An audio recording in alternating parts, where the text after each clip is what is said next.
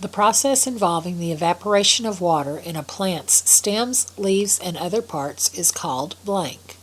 Evaporation, transpiration, condensation, precipitation. The process in which heat, usually from the sun, changes liquid water on the earth to water vapor which rises in the air is called evaporation, transpiration, condensation, precipitation. As warm air rises, it meets cooler air in the atmosphere, which changes it back to water and form a cloud. This is evaporation, transpiration, condensation, precipitation.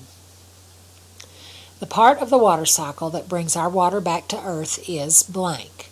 Evaporation, transpiration, condensation, precipitation.